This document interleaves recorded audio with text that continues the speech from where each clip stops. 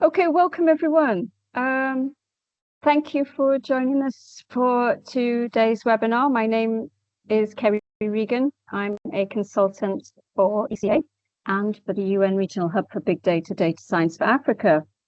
Now, today's webinar will look at alternative data sources for the use in the compilation of the CPI.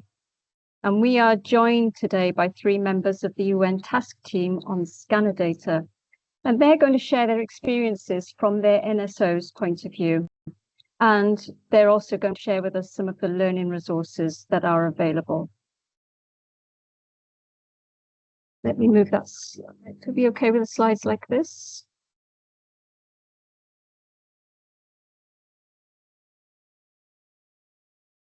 So here is the agenda today. We are joined by Tanya Flower. Tanya is the chair of the task team on scanner data based at the UK's Office for National Statistics. Tanya is going to share with us the most up-to-date information on how to support our learning in this field.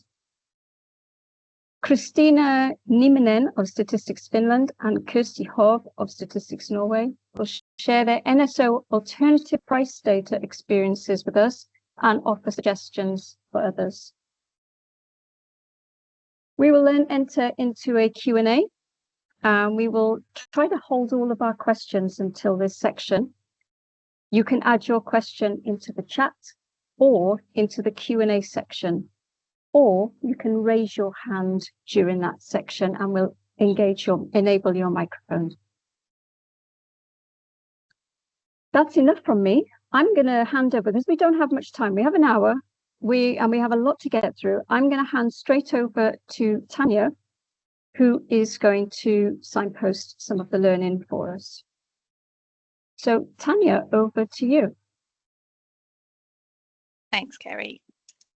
Is that coming through okay?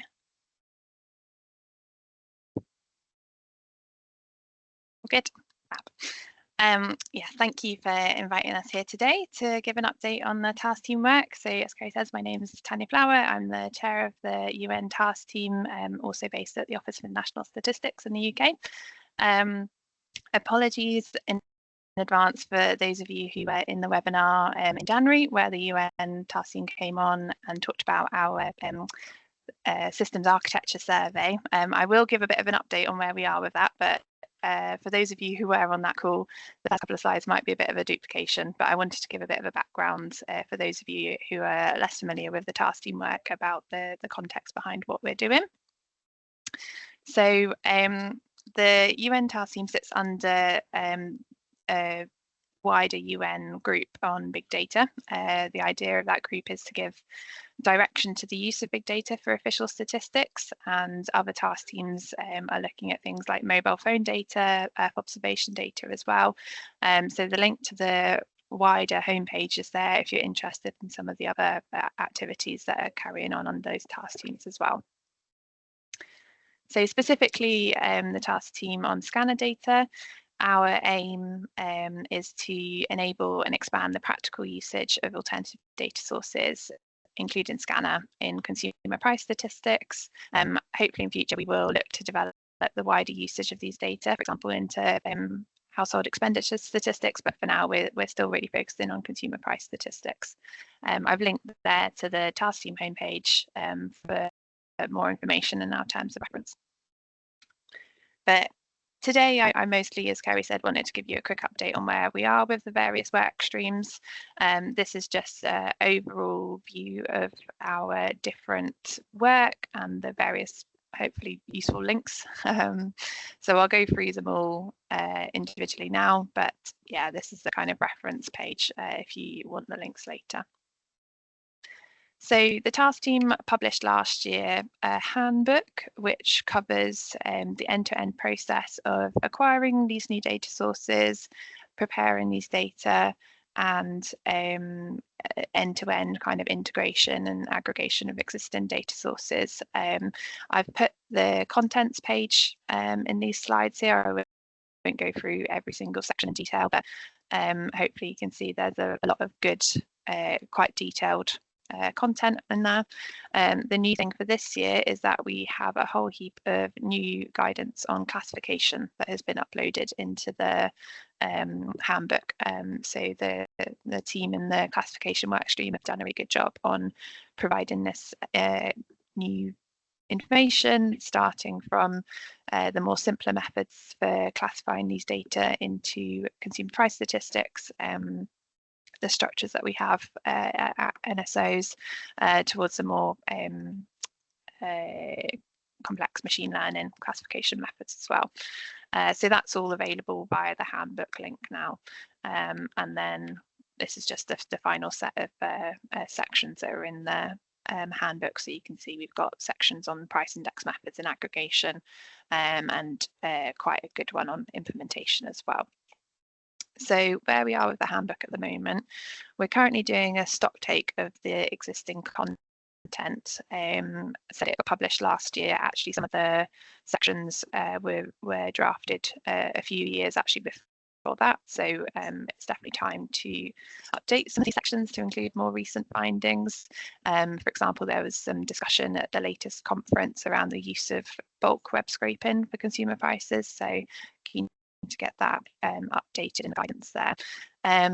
One ask for you, if there are any suggestions on improving the content, or when you go through and look at the handbook and you think this section could be better explained, or there's any gaps, please do let us know. Feedback is really helpful and make sure that it's valuable for everyone who wants to use it as a learning resource. So please do let us know. I've put my email address in the slide there.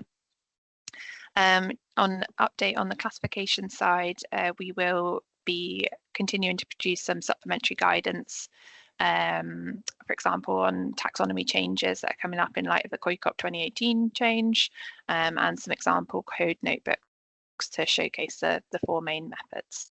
So that's where we are with the handbook side. On the training side, the goal of our work stream has included developing a curriculum to sit alongside the handbook material, so it all should link together and flow through the same structure, so they're complementary. We have the first course overview of alternative data sources, which has been loaded on the UN Learning platform. There has been some technical issues in producing subsequent training material, but we are aiming to have it loaded by mid-July, and the next courses then will be on index methods and data preparation, which will be more autumn this year. To access these courses, so the link to the UN Learning platform is included here. You'll need to create a new account if that's your first time on the site, but it's straightforward. You'll get login details, and then you'll be able to go in and access the whole set of learning materials. The courses for the task team will be listed under alternative data sources for CPI, and then if you click on the specific course within that, you can enroll. There's a button, enroll me, and then you'll see the whole section of the course content. So here, this is the overview of alternative data sources. You can see there's 5 modules, and there's also a quiz at the end of each module, and a feedback survey. If you complete all of that, you can receive the course certificate as well. And the aim of that will be we'll have those quizzes and certificates in place for all the learning material going forwards as well. So that's on the training. There is, I should have said actually, in the e-handbook, you can see this section here, training material. You can see what's coming up, proposed content for those future training courses as well. So system architecture, as I said, this was the one that I came to speak to you all about in January with my colleagues from Statistics Canada. Massive thank you to all of you who responded to the survey. In total, we had responses from 70 NSOs from every major geographic region, and it covered a really good range of experiences using these new data sources and more generally the IT and systems that are used to produce consumer price statistics. We have now published the interim report. The link here is on the slide. For those of you who would like a summary of the findings as well, we presented that at the latest UNEC meeting in Geneva in April this year. There is a recording available, which is really good. You shouldn't have to create an account or anything. I've just included the link here. It starts from about 9 minutes 30 through in the recording, and you can have a look at that to get a full view of the findings. I have put some high-level practical suggestions here. Again, because of time, I won't go through them all explicitly, but and it's important to stress that these are not kind of cause and effect findings that we've got from the survey responses. It was more just looking at the results and seeing a correlation between them, and then aligning that up to best practice as well. So, for example, the first one, there was some correlation between NSOs who had single systems covering all kind of stages of processing. They're termed monolithic in the paper. Those system structures were correlated more to slightly longer lead times to account for changes or updates and so on. So one of the suggestions is just to think explicitly around system boundaries. Is there a way of separating out the different processing stages to make it then easier to pre-process your data in one and aggregate down the line and focus the stages there.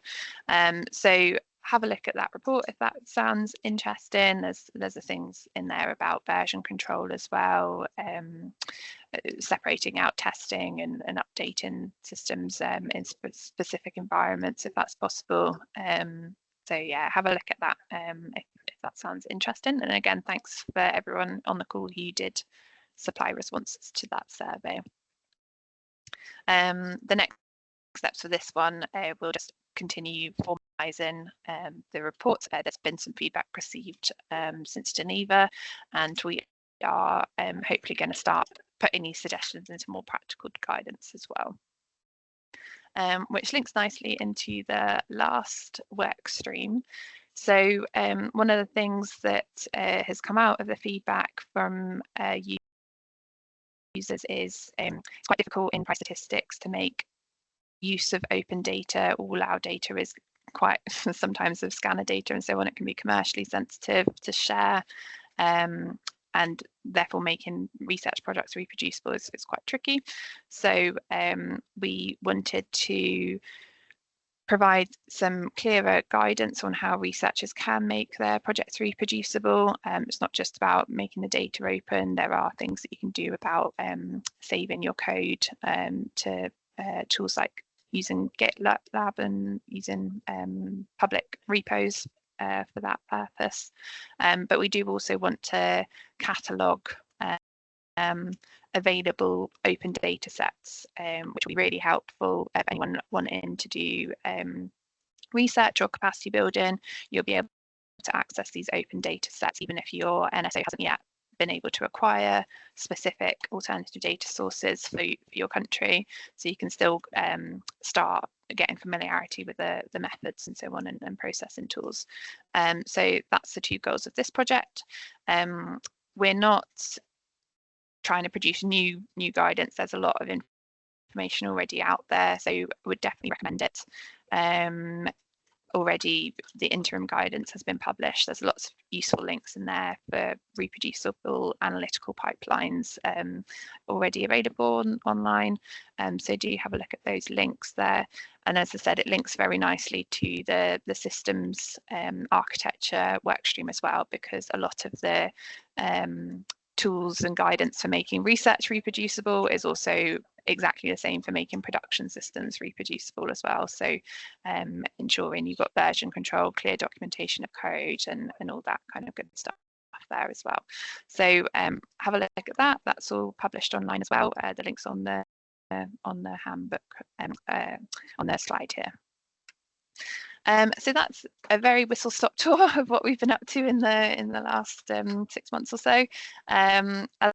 As always, as I said, we're we're doing this for the benefit of international NSOs, so please do let us know if there's anything else that we can be working on, if there's any feedback on the existing content that we have. Even better, we're always on the lookout for new members to join the work streams. I put our email contacts on the slides here. It's probably more than likely, if you're interested in joining, we'll put you into the training work stream. I think that's the area that benefit mostly from some additional people supporting developing that content and reviewing that content and providing feedback before it gets published. So that's Federico's work stream, but do get in touch if you're interested, and we can take into account if you're interested in joining any of the other work streams as well. Roughly people spend about a day per month joining through the task team. And that's it from my side. Thank you very much for listening. And as Kerry says, we'll take questions at the end. Excellent, Tanya. Thank you very much. Lovely to see the progress that's been made from this task team. It really is impressive. Let's move forward. Christina, have you joined us? I think you have. Yes, I'm ready. Ready. Thank you for joining us, Christina. Would you like to share your slides? I won't introduce you because I know you're going to introduce yourself at the start of your slides. So straight over to you. The floor is yours. Thank you, Christina. Okay, thank you, Kerry. I try to share my slides. Should be no problem. Yeah. Now you should see the slides. Yes. Yes. Yeah. Good. Okay, so good morning, everyone. It's a pleasure to be here to present Finnish experiences in the application of alternative data sources. My name is Kristiina Nieminen, and I've been working at Statistics Finland for over 25 years, including 11 years as a part of the CPI team. So have some experience of the CPI production. I've been also working on developing and improving CPI processes, mainly concentrating now on this area, and also delivering these information services and providing training on CPI fundamentals, national and international colleagues. But let's look at the presentation. Here we have the content, and presentation today is divided into 3 parts. First, I'll introduce alternative data sources that we are currently applying in our CPI, and then I'll go over key modifications that were necessary to integrate these new data sources into CPI production. And finally, I'll share some ideas on how we aim to improve the current processes to enhance efficiency, especially now in light of recent budget cuts. And I'm sure everyone knows this table. So this table presents the alternative data sources we use in CPI production. And for now, I will focus mainly on the newer data sources that are highlighted with gray column name: scanner data, web scrape data, and administrative data.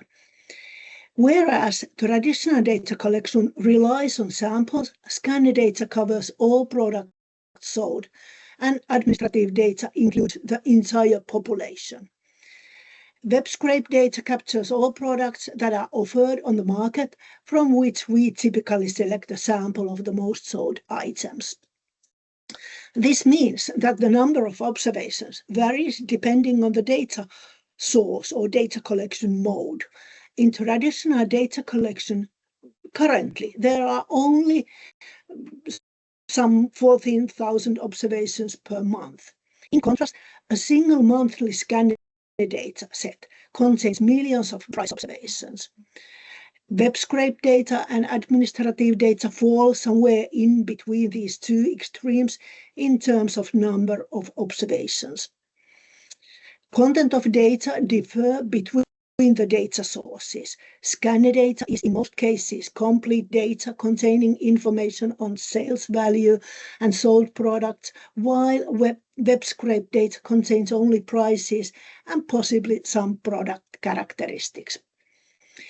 The source of data determines the target COICOP subclass where it will be applied. Several data providers deliver scanner data on a monthly basis. For example, grocery chains and retail stores deliver data on daily products, alcoholic beverages, and household appliances. Pharmaca Health Intelligence produces pharmaceutical information and manages the identification of medicines in the Nordic countries. They provide detailed monthly information on pharmaceutical products sold in Finland. Scanner data is also obtained from popular online marketplace that provides listing for apartments, houses, jobs, and vehicles. This marketplace is widely used for searching rental and for sale properties across Finland. Currently, we use this data source only for the rents due to its cost. And then there's another example. The Federation of Real Estate Agency provides detailed data on housing, including apartments, townhouses, and detached houses. And these two popular online marketplace and Federation of Real Estate Agencies, these are kind of third part providers. They don't own the data. They just give this kind of services on their platform. And the coverage of scanner data varies by COICOP subclass, ranging from 30 to 100%. Web scrape data is collected for foreign flights, holiday cottages, and the fuels. The prices for foreign flights are extracted from the Amadeus API, while web scraping is done for prices of holiday cottages. Actual web scraping, you could kind of specify.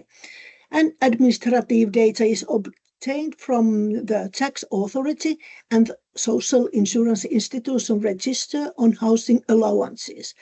Both data sources are used for estimation of rents. And then let's now take a look at the challenges that the use of new data sources presents for CPI production.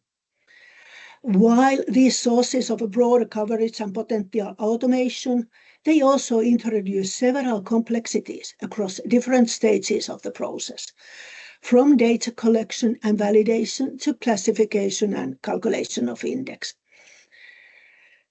And let's look at the gray boxes. All products in scanner data need to be classified according to COICOP. This will result in a large additional workload for CPI team members. Therefore, some automatic or at least semi-automatic procedures should be built when first scanner data is obtained to NSI. The deployment of new data sources requires methodological development as we shift from a sample-based approach to working with the full data universe. For example, product replacements are not as straightforward as they are or were with the traditionally collected prices. Without the structured replacement procedures, how can we ensure that new items or product varieties are introduced into the CPI as soon as they enter the market? So it's a question about how we are compiling the index, but not about that topic today. And one of the main challenges with web scrape data is the constantly changing structure of websites, which requires frequent updates to the scraping scripts and monitoring of pages to ensure data quality and continuity. And a key risk in using administrative data is potential delays in data delivery, which can impact the timeliness of this CPI production. And here we have some examples of how new data sources are used beyond monthly CPI production. The acquired data is valuable for annual CPI tasks or production, such as deriving the weights and updating the product sample. Scanner data in particular, is well suited for generating customer feedback reports and providing chargeable information services. And in addition, these new data sources can be used in other statistical domains, such as the International Comparison Program. In Europe, we call it PPP, and as an input for estimating private consumption expenditures in national accounts. Here we have a general level description of the organization of data acquisition. Previously, for decades, data providers delivered requested data separately to multiple statistical units, causing significant burden on the providers. Now data is delivered through the centralized acquisition process, enabling more versatile data dissemination and minimizing the response burden.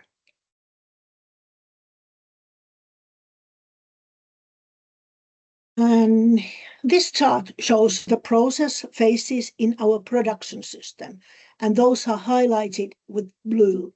So blue color represents current production system, and each step represents a task in the monthly CPI process.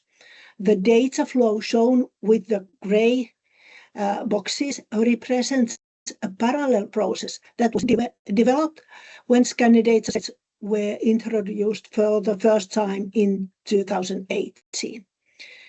The text in the boxes is a bit small, so let's look at the phases one by one. And here we have the detailed view of the parallel processes. The first phase is data collection, which includes, in our case, a mobile application for price interviewers and web form for companies. The collected data is semi-automatically imported into the production system. Direct data collection in the middle is conducted manually by the CPI team, who enter the data directly into the production system. This collection mode covers around 100 commodities, and no further validation is needed, as the data is already verified during the collection. And below, with gray color, are new data sources that are automatically transferred from data providers to Statistics Finland's data collection department and stored on a central server. Then we move on to validation and editing phase. And for traditionally collected data, validation and editing are carried out in accordance with international CPI guidelines. These observations have been pre-classified during the sampling phase, so there is no need to classify those according to COICOP framework. For the new data sources below, the validation process differs slightly. This phase includes automated checks to ensure the presence of required variables, standardization of data, and derivation of new variables, such as calculating unit values based on turnover and quantities sold.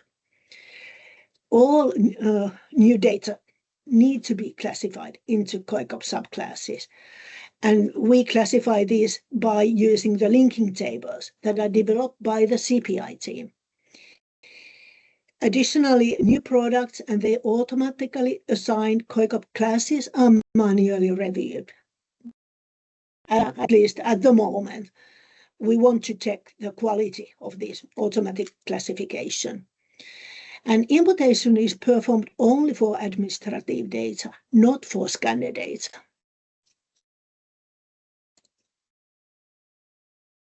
And now we move on to index calculation. And before the index calculation can begin, we have to calculate separate microindices for the new data sources and the traditionally collected data.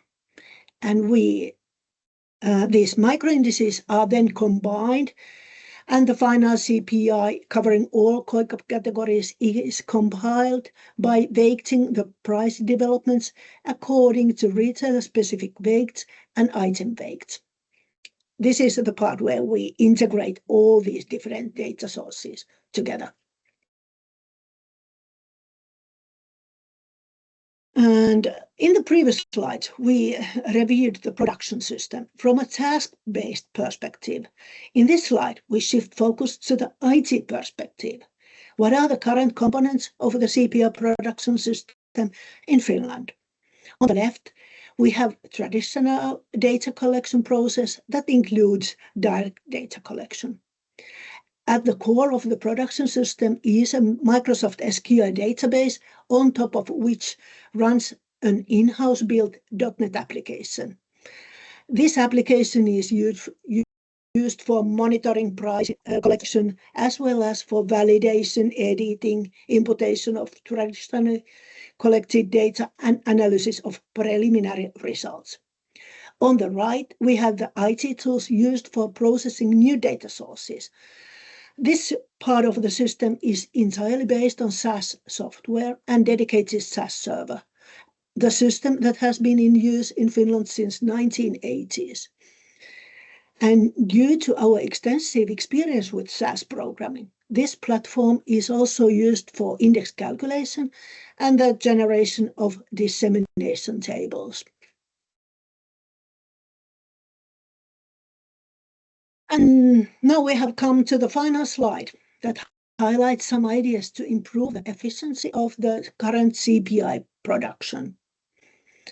It is a constant demand from the directors to make our production more efficient. And in case we have scanner data available, then we plan to replace price interviewers' work with scanner data. This transition depends on the market structure. In case markets are highly concentrated, requesting scanner data is a viable approach. But we have to continue traditional data collection, at least to some extent. It will continue in areas with fragmented markets. Our current mobile application, now 12 years old, will be replaced with a new in-house developed web-based form. And due to these government budget cuts, we should reduce the number of price observations in data collection. And as a result, starting next year, we will discontinue the calculation of regional indices and will compile only the national CPI. And additionally, we have begun developing a new production system because the current one is outdated, and also the SaaS licensing fees are expected to rise significantly in the coming years. The new system will be built on cloud storage services to ensure scalability and cost efficiency. Programming will be done using Python or R, and as Tanya just demonstrated, there is available price indices R package that provides functions for data processing, data filtering, and calculating various types of price indices, such as those based on unweighted or weighted formulas.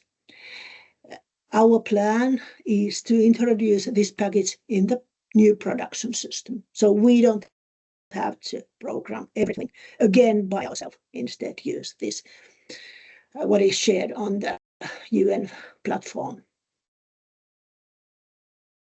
Now I have come to the end of the presentation. Thank you all for your attention.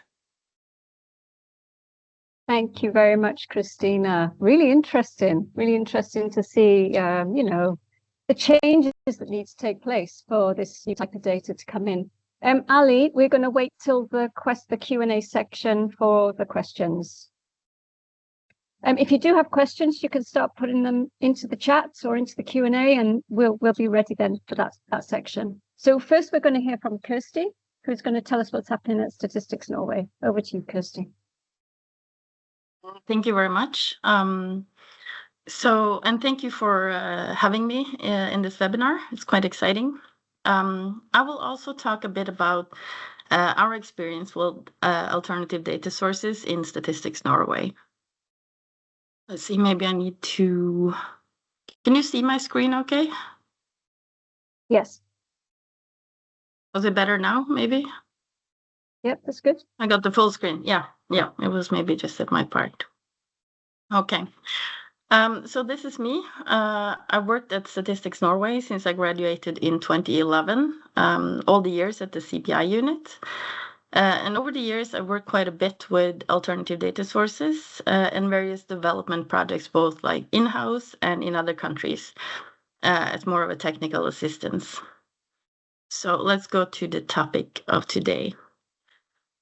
Today we are discussing alternative data sources, and that must mean that we have a standard way of collecting data, and that is traditional data collection using price collectors or other survey-based methods. And traditional data collection is usually referred to as collecting data for a representative sample of predefined goods. And data on this is collected using price collectors in the field that visit the various shops and retailers, or as in some cases, using a survey sent to the retailers to fill out. In both cases, data is collected for a limited number of goods, and the item varieties are chosen by the price collector. And which variety that is chosen is based on expert judgment by the collector or in collaboration with the shop clerk.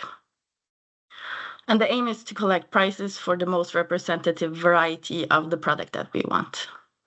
But this way of collecting data is quite resource demanding. Collecting prices for all products offered to consumers is not feasible, at least not with this traditional way of collecting price data. But what has happened during the last 10, 20 years is what I would say is a data revolution. Both the technology itself, but also the availability of data. And this data can be utilized by us price statisticians.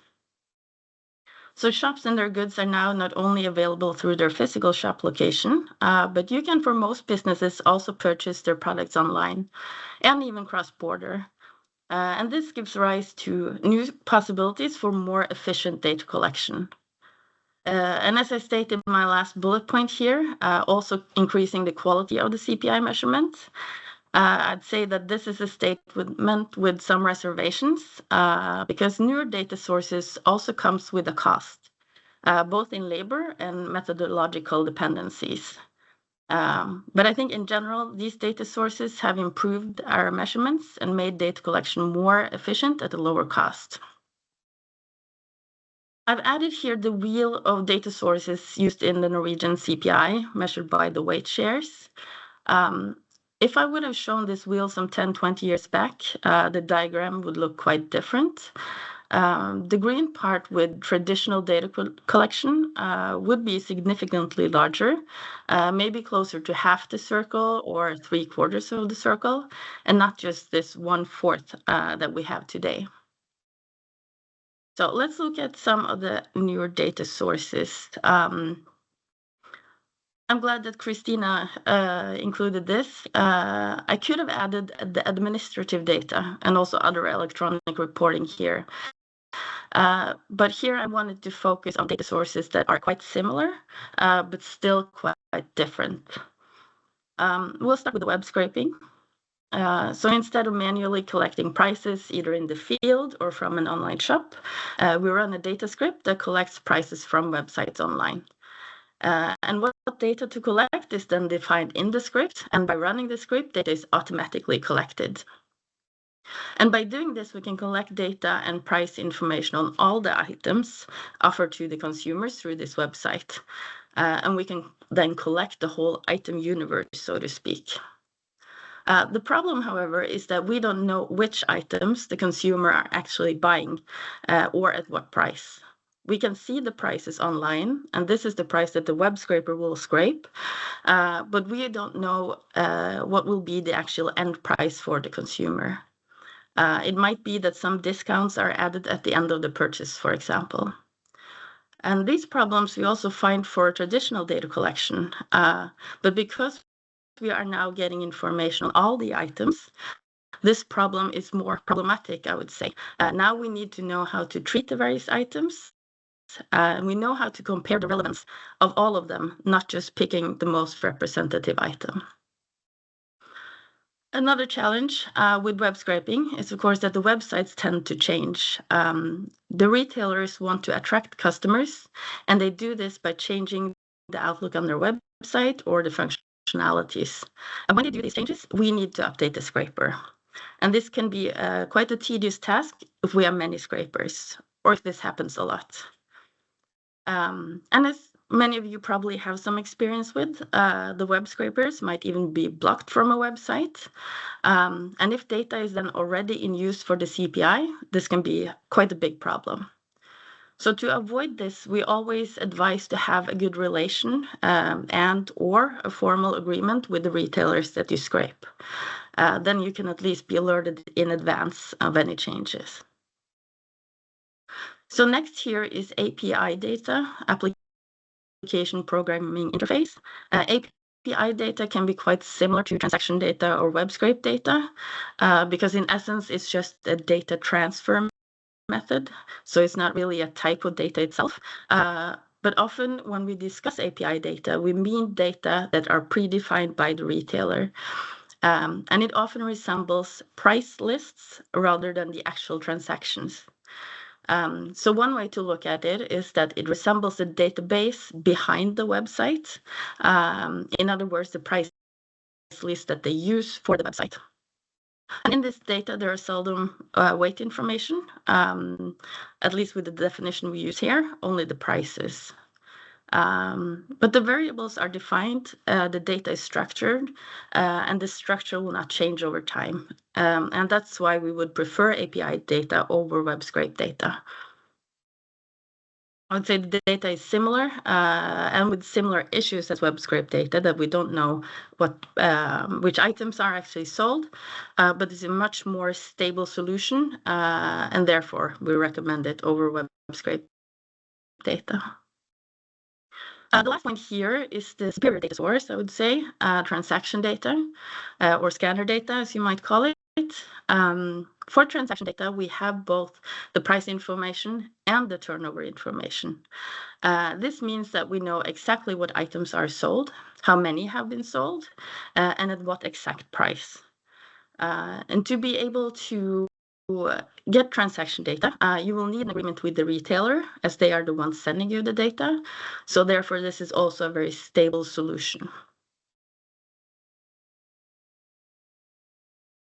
So here's the timeline for introduction and use of transaction data in the Norwegian CPI. Statistics Norway have used transaction data since the late 1990s. That's when the first discussions with the major grocery chains in Norway started. The use of transaction data has been a step-by-step approach since then, and we have mainly gone from a static to a more dynamic use. And by a static approach, I mean that in the beginning, when we first started to get transaction data, we used only a limited part of the data. We handpicked the most sold item varieties for the different representative item groups to be used then in our food indices. For example, one type of cheese or one type of milk. And that's pretty much mimicking traditional data collection, but using then the quantity information in the transaction data to decide which item was the most representative. And this approach was used up until 2005. That's when we started to use closer to the full potential of transaction data and started to use the average of all types of cheese and all types of milk to create then the indices of cheese and the milk and the others. And over time, we also included a more direct use of explicit weights in the monthly production. In the beginning, we used unweighted indices. So the actual formulas have also changed over the years from a typical fixed base, unweighted bilateral index to multilateral indices that utilize the full potential of both price and the weight information in the data.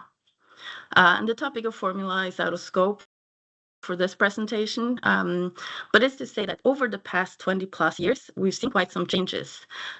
Things have changed as both we and other NSOs have gained more knowledge and experience. And I would say that also in addition to changes in formulas itself, we also see that the various product groups will need various treatments to be used at full potential. So it's not just one solution fits all. I would say that it's pretty typical for offices starting to use transaction data that you first start with some type of static approach. You start with a manageable share of the data, and then as you gain more knowledge of your data, then more of the data can be used. But it should be said that you don't have to start at the static approach, but it depends on the data you have and the knowledge and resources at the time. So moving on, I wanted to go a bit more into the practicalities on how to access transaction data or other alternative data sources into your CPI. Many of you, I believe, have experience with some web scraping. And once you learn some code, it's not too difficult to start to web scrape a lot of shops online.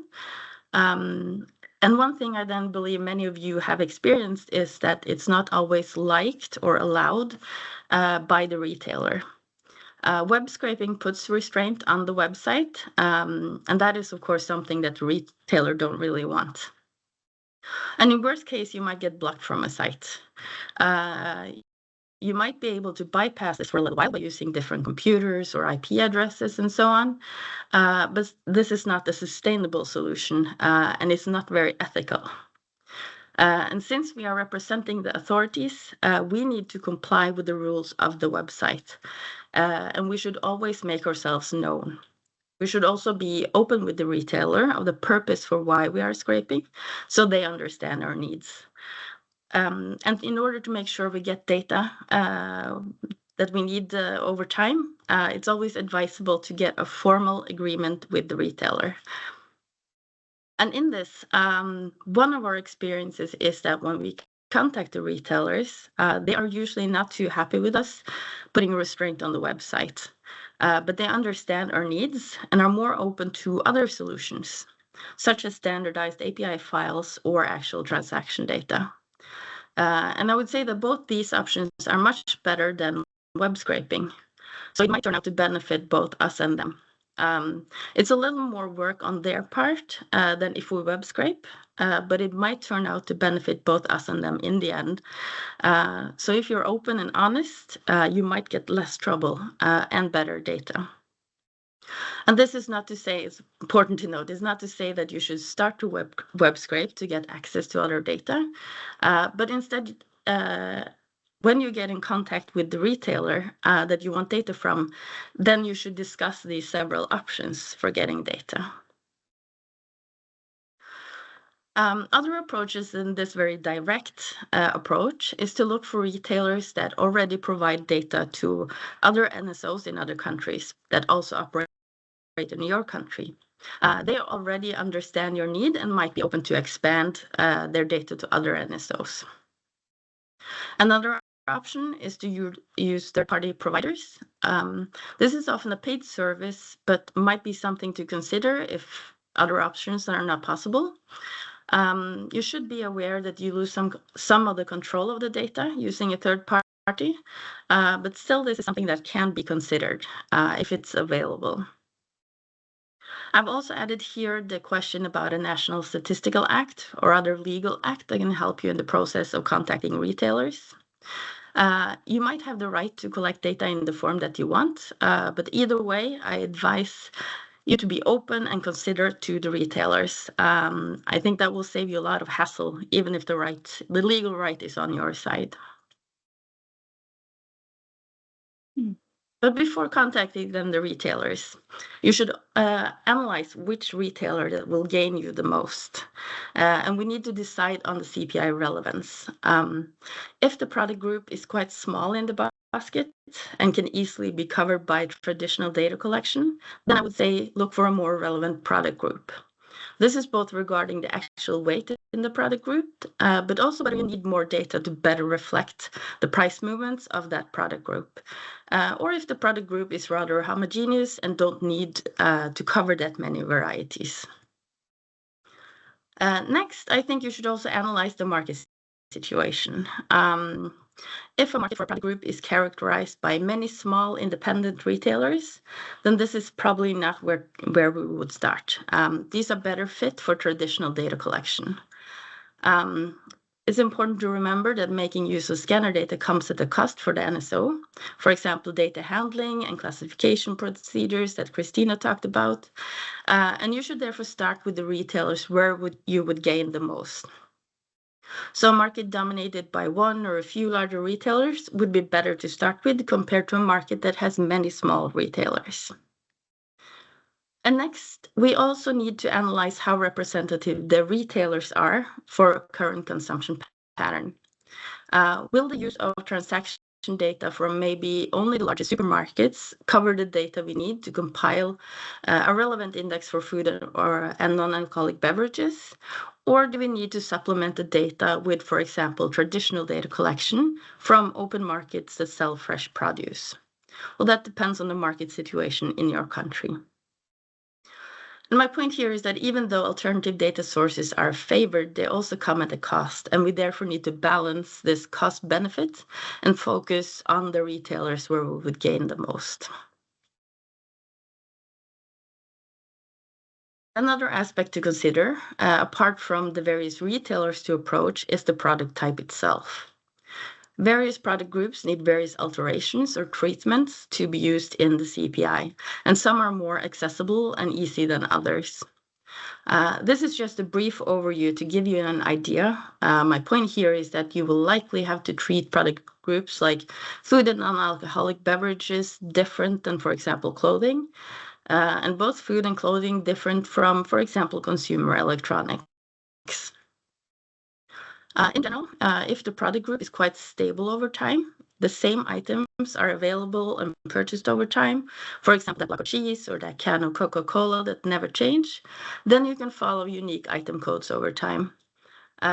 These products will sometimes go on sale, but then they will also return to regular price, and they have the same item ID, so you can follow that price going both up and down. If the product group is instead influenced by, for example, fashion, such as clothing, then you might have to consider differently, because these items are short-lived, either because of fashion or season, and they also show strong life cycle pricing. And by that, I mean that the items come in at a price, then keep their price for a while it's in season or in fashion, then it goes on sale and disappears from the market and never returns. If we are tracking then only unique items and we never replace, then we will get a downward drift in our indices. And one solution here is to open the item definition a bit and link groupings of similar items instead of just using the unique items. So you follow a grouping over time. And this will allow for automatic linking of similar items. You will get new items entering your grouping and the old ones leaving. That's one solution for these types of goods. But to add to this complexity, we can also include consumer electronics, notoriously known for being difficult. Consumer electronics are often short-lived. They show life cycle pricing just as clothing. And the technical improvements are so sudden and abrupt that groupings is not always possible, because now they have a quite different quality than the items that were in the group. So I will leave this last part here open as to how to exactly manage them. We don't have a clear conclusion yet in Norway, and I think several countries are also struggling. But there will be some form of automatic quality adjustment methods that you will have to use. So I'll leave this open, and that also concludes my brief overview of the use of alternative data sources and some of our experiences dealing with this in Norway. So thank you very much. Thank you very much, Kirsty. Really informative. Thank you, and thank you, Christina. I think we've had some complementary talks here, and thank you, Tanya, for signposting the learning. I've got my eye on the clock, so I can see that we're going to move now into the Q&A section, and I can see Christina has already answered one of the questions that was in the chat, which was around cutting the regional index. So that was a financial issue. But if we move into the Q&A, I can see some questions in here. And I'm going to go to the bottom first from Jeroen. Jeroen has asked for Christina. Noted the point that data collection is planned to be replaced with scanner data. Just to confirm, this doesn't mean it will wholly be replaced by scanner data. You mentioned this depends on market structure. Could you expand a little bit on what that means and when it would and wouldn't be appropriate, particularly for countries with markets that have significant, for example, cash-based retailers? Great question. Thank you, Jeroen. Yes, thank you for the question. Well, I try to kind of present that these are our plans, and head of the Statistics Finland is kind of pushing us to use more and more scanner data if it's possible. But we already know that it depends on the market structure. And that's why we know that we will continue traditional data collection that is done by price interveners. We will continue that on the certain areas. And on the slide, I had some examples like hairdressers charge, canteens, jewelry and clocks, where these markets are more fragmented. So on those areas, we will continue, but try to expand the use of scanner data. Currently, the scanner data cover something like 40% of our basket. So we aim to get more and more scanner data into the production. So to automate the process, this production process. Thank you. Thank you, Christina. And I'm hoping that answers your question. Thank you. The next question in the Q&A is from Daniel. Is the price indices package available for use? And if it is, how can we access it? So is there anything available, I guess, in a GitHub repo that could be used? Question to anyone. Tanya or me, because I've been using the price indices package, so I can reply. It is available in CRAN or GitHub. You can download it, and there's plenty of this documentation about the functions. Jacek told just a week ago that it includes something like 200 functions. So it is excellent package, and you should get to know the package. So you don't have to program it by yourself. It is available for all of you. So check it. And I have the link in my slides to this package. Yeah. Thank you, Christina. And Tanya has just shared a link in the chat, in the main chat. Thank you. And we'll put that into the email that goes out after the webinar as one of the key links. Thank you for that question. Tabo. Good morning. I am Tabo from Statistics South Africa. I'm not sure if this is still to be covered, but my question is, do you have any research work relating to the use of big data and AI to collect data? Was it AI as well? Yeah. Let's see. I can say that we don't have anything on, if you think big data is bigger data than scanner data or transaction data. I could say also that when one thing I didn't mention, because we say scanner data and transaction data or barcode data, and we have many names for the same thing. I would say that actual transaction data is quite detailed, and what would be more like big data, where you have data lines for each transaction. But what most of us are dealing with and what is needed for the CPI is only what is called scanner data, which is more aggregated form of the transaction data. So instead of getting each data line for each transaction, it's aggregated by some maybe time variable, like a week. So you see the unit value price, the weighted unit value price for example, that block of cheese over that week. And that's sufficient for CPI purposes. You don't need the one-on-one transactions. But if we are looking for papers, I think there's quite a lot, probably on the one the website that Tanya was referring to. I think there's quite a lot of research there. So that would be my advice, to look there first. Go on, Tanya. Thanks. Yeah, I think it's an interesting question about AI. I think there's been a lot of work done over the last decade or so using these new data sources, but AI is really an emerging technology at the moment, and I think there is much less work at the moment to understand how that could be used for official statistics. Certainly an area I think we'd like to look at in future with the task team, and perhaps develop some guidance around that.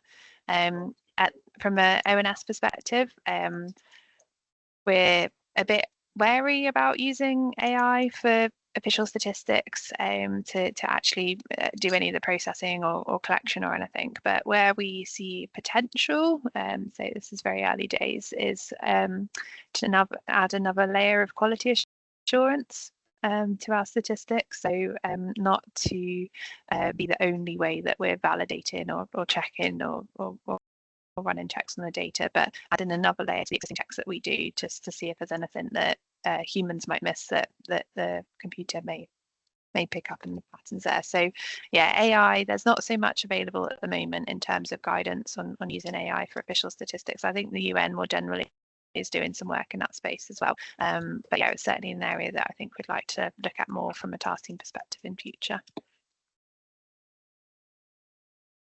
Thank you, Tanya. Thank you, Kirsty. I hope that answered the question, Tabo. Jeroen is back with another question. In the face of big resource challenges, as is the case with many NSOs, how would speakers propose NSOs prioritize the development of this sort of work, particularly if, for example, regular CPI statistics relies on either legacy systems or even partly non-digital systems, particularly as alternative data sources discussed here require very significant additional systems capability? Another great question. Thank you, Jeroen. Would anyone like to take it? Can start?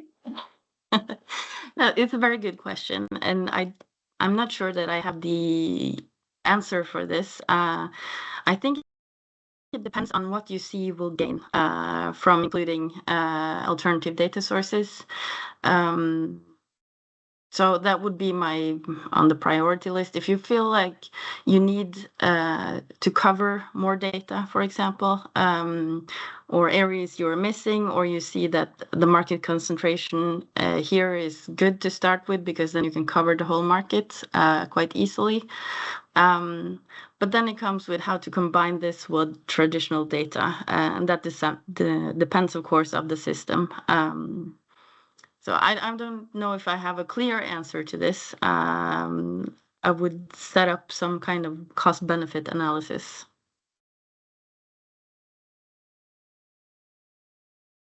Thank you, Kirsty. Go on, Tanya. Thanks. Yeah, I agree 100% with what Kirsty just said there. I would just add the mention of legacy systems there, bringing in these new data sources. I think from the systems architecture, there is some evidence to suggest that some new data sources have kind of been brought in and kind of in parallel to the processing systems of other traditional data collections. So then traditional data remains on legacy, and there's a bigger risk there. So it is possible to use the opportunity of bringing in new data sources to also upgrade the legacy systems of the traditional data collection as well, and cover it together in a single package of change.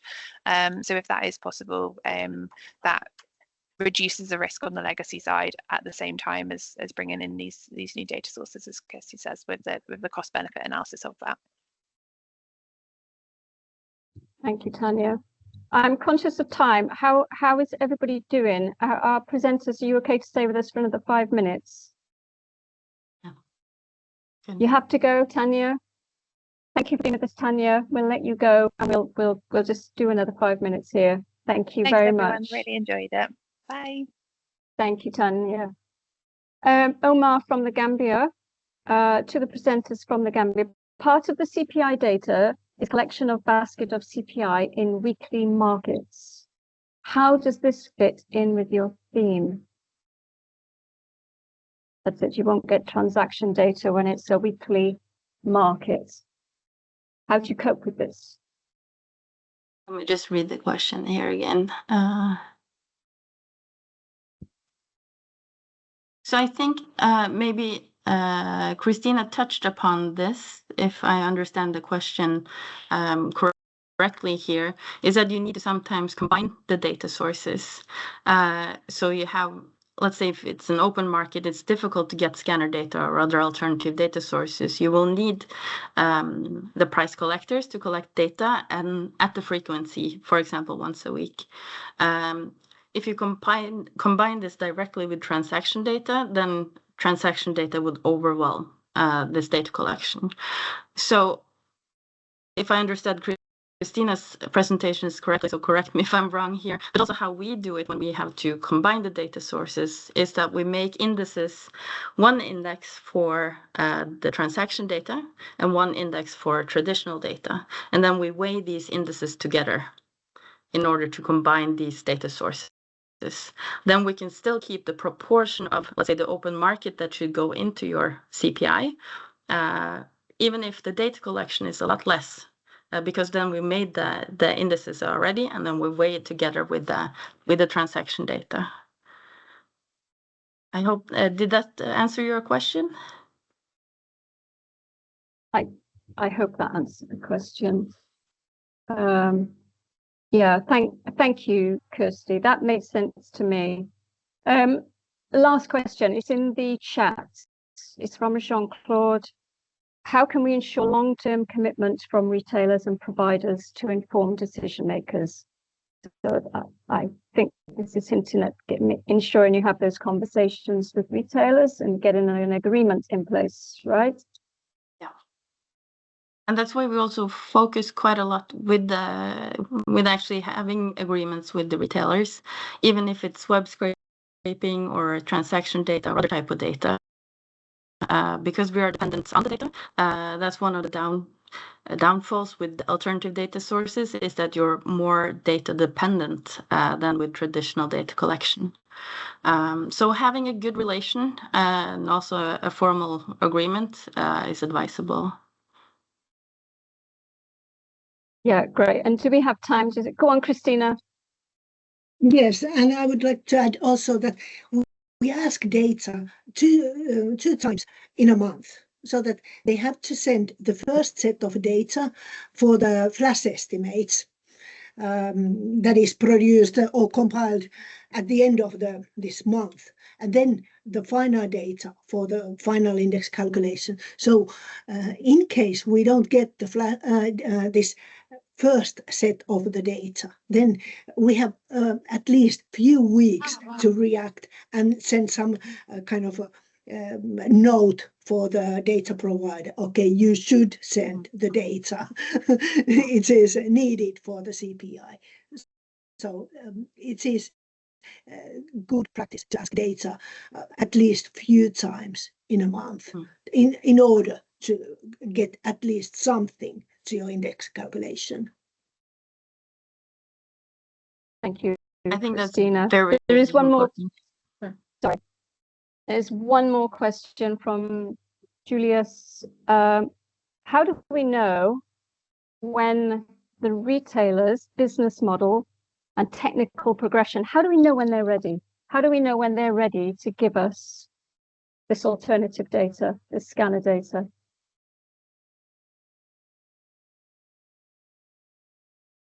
I think they. Is it just about having that? Is it just about having that relationship again with the retailers and talking through maybe what your needs are and I think that's staying in the point. If touch. they haven't, if they haven't discussed this with you, I think in Norway we have been quite lucky because we don't have actual price collectors, but we send out web questionnaires to the retailers. So we put some response burden on their side with our traditional data collection. So in later years, we've seen that more and more retailers are contacting us because they want a different data transfer method. So we're lucky in that regard. But I think also that when you have price collectors, they go visit the shops and they can sometimes ask also the clerk or talk with the shopkeepers. So maybe they get some insight in what type of systems do they have. If it's an open market, I would say it's probably not ready for transaction data yet. But let's say you're at the supermarket and you see the cash register, then you know that they have some kind of system. So then it's to start the discussion with the retailer, I think. Yeah, that's great. Thank you, Kirsten. Excellent. I see no more questions. I see the clock has hit 10 past. All that's left for me to say here is thank you so much to Kirsty and Christina for joining us and for sharing all of these insights with us. It's been really informative and insightful. And I'm hoping that our colleagues on the call are taking away some ideas to implement back at the base. Thank you to everyone. A last reaction from me is to clap my hands to you both and say thank you, and Tanya as well, who's not on the call. Everyone, we will get this all uploaded to YouTube. We will be sharing all of the slides, all of the links, everything will be shared with you. Thank you very much.